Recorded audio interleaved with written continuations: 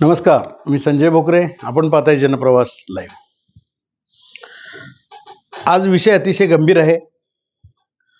गोपीचंद पडळकर यांनी कट्टर हिंदुत्ववाद स्वीकारलेला दिसतोय, पण अशा वेळेला हा हिंदुत्ववाद अंगलट येतोय की काय, अशा चर्चा चालू आहे.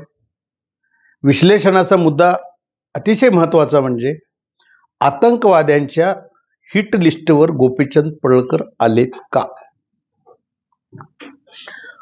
याचं कारण असं आहे, इंदापूर तालुक्यातील भिगवण प्रकरण अतिशय जोरदारपणे लावून धरलं आणि त्याच्या आधीपासूनच पाहतोय तर कट्टर असे म्हणजे लव जिहाद हे जे प्रकार चालू आहेत आणि आतंकवाद्यांच्या ज्या कारवाया होतात याच्या विरोधात गोपीचंद पडळकर यांनी शड्डू मारलेला आहे. नितेश राणे आत्ताचे विद्यमान मंत्री आहेत, हे सुद्धा तसे कट्टर हिंदुत्ववादी दिसत आहेत, पण ते आता मंत्री आहेत. मंत्री असल्यामुळे त्यांना संरक्षण पण आहे. पण गोपीचंद पडळकर हे आता अलीकडच्या काळात फारच पुढे आलेत आणि हे मुस्लिम आतंकवाद की कट्टरवादी आणि हे जे मुलींना फूस लावण्याची प्रकरणं आहेत, ही प्रकरणं थांबली पाहिजेत आणि त्याच्यासाठी ते जोरदारपणे स्टेटमेंट करताना दिसत आहेत, बोलताना दिसत आहेत, पोलिसांना धारेवर धरताना सुद्धा दिसत आहेत.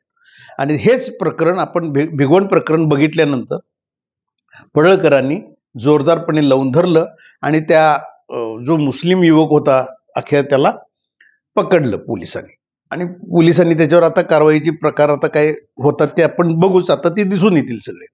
परंतु हे पडळकरांनी लावून धरलं ह्याचा राग आणि लव जिहाद प्रकरण जी होत आहेत ह्याला कुठंतरी बंधनं आली पाहिजेत म्हणून त्यांनी विधानसभेत सुद्धा आता आवाज उठवलेला दिसतोय, शासन दरबारी आवाज उठवलेला दिसतोय.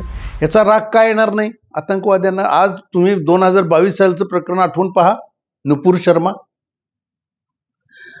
अगदी सौदी अरब पासून सगळ्यांनी पत्रकं काढली गेली आणि कट्टरवादी ठरवलं कुणाला, नुपूर शर्मालाच. म्हणजे जातीवादी ठरवलं नुपूर शर्मानाच. हे घडलं तर ना प्रकार. अर्थात तो वेगळा होता, त्यांनी जे काही स्टेटमेंट केलं तर नंतर खुलासे झाले, सगळे विषय झाले. परंतु कट्टरवाद जो आहे मुस्लिमांच्यातला त्याच्यावर तुम्ही बोलायला जाल आणि त्याच्या बाबतीत काही करायला जाल तर तुम्हाला सुद्धा कुठंतरी ते भोगायला लागणार. यावरून असं वाटतंय की कदाचित हिट लिस्टवर पडळकर हे आलेले असावेत आणि त्याच्यासाठी या चर्चा आहेत आज मुंबईमध्ये.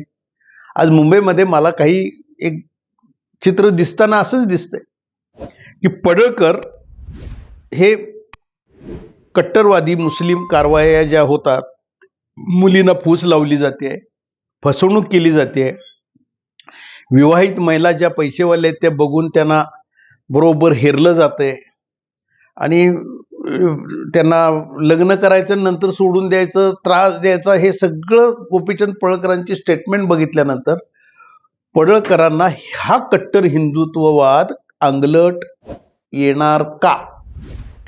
देवाभाऊनाच हे आव्हान आहे. मुख्यमंत्री देवेंद्र फडणवीसांचे ते लाडके आहेत आणि त्यांचे या कट्टर हिंदुत्ववादाच्या पाठीमागं मग देवाभाऊ पण आहेत का देवाभाऊनं हे न सांगता सगळं गोपीचंद पडळकर करतात. हे ते स्वयंभू आहेतच, त्यांची स्वतःचे विचार असणार. नितेश राणेंचे पण आहेत. नितेश राणे हे आधीच्या काळात एवढे कट्टर हिंदुत्ववादी होते का, नव्हते. तर गोपीचंद पडळकरांना सुद्धा आत्ता जे कट्टर हिंदुत्ववादी आता संत महंत योगी सुद्धा आता पडळकर म्हणायला लागले का, तर त्यांची भूमिका आवडलेली आहे सगळ्यांना. हिंदुत्ववादी संत महंतांच्यात सुद्धा ते लोकप्रिय व्हायला लागलेत पडळकर आणि ही जी फॅक्ट आहे ती आपण मांडतोय पत्रकार म्हणून. मग अशा वेळेला आतंकवाद्यांच्या हिट लिस्टवर आले तर आश्चर्य वाटून घेण्याचं कारण नाही. पडळकरांना सावधानतेनंच आता इथनं पुढची पावलं उचलली गेली पाहिजेत त्यांनी आणि त्यांनी स्टेटमेंट केली पाहिजेत. जे योग्य आहे, खरं आहे, त्याचं समर्थन आम्ही सुद्धा पत्रकार करतो आणि त्याच्यासाठी ही जी बातमी कळाली, जे काही चाललेलं आहे, गंभीर गोष्टी आहेत, त्या सगळ्यांच्या निदर्शनास आणणं आमचं काम आहे. हे भिगवण प्रकरण झालं, असे अनेक प्रकरणं ह्यापूर्वी सुद्धा घडलेली आहेत. पुढं घडू नयेत याच्यासाठी पडळकर जे झटतायत, जे योग्य आहे त्याच्या पाठीशी जनता सुद्धा राहते. परंतु पोलीस दल आणि शासन काय करणार हाच महत्वाचा प्रश्न राहतो. आज बघू उद्याच्या काळात काय काय घडणार आहे. आज इथंच थांबू, उद्या पुढच्या भागात.